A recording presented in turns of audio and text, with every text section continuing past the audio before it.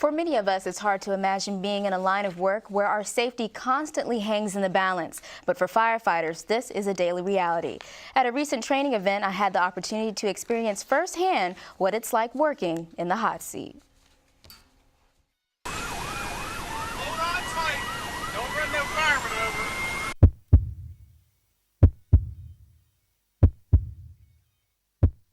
This isn't a movie, and it isn't a TV show.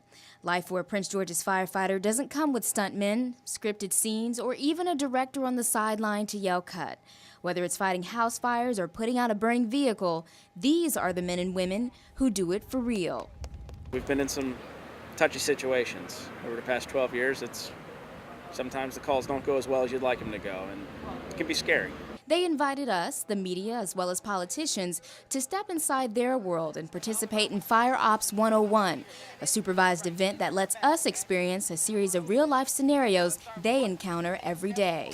We want them to come away with what it's actually like to be a firefighter. I know that we're not going to be able to simulate everything, but putting on the gear, people will have a new appreciation of how heavy it is, how hot it is, and we're only giving them a taste. The first station took us to a flammable liquids exercise where we put out an outdoor fire. Even standing several feet away, the heat was intense, and the amount of strength it took to hold the hose line grueling. And the challenge didn't stop there. We experienced what it was like going into a burning building in full gear, adding an extra 36 pounds of weight.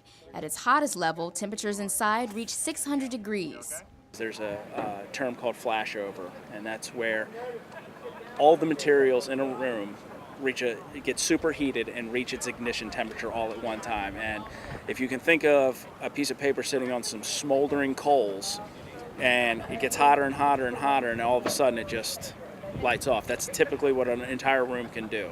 And it's the timing of the event that couldn't be more appropriate. Just last month, Riverdale Fire Chief Chuck Ryan sustained second and third degree burns on more than 40% of his body responding to a house fire in Washington. While inside, he and 4 others were caught by surprise when suddenly the roof collapsed. We're going to abandon the building. I want all company officers to make sure they got all their men with them. Truck 13 up. Mayday. Mayday. Mayday. It's hard to see. It's thick black smoke inside.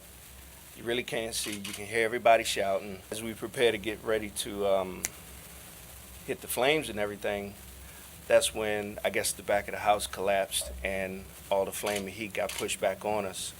And everybody had to take a knee, and then we had to get low and get on our bellies and make our way back towards the exit.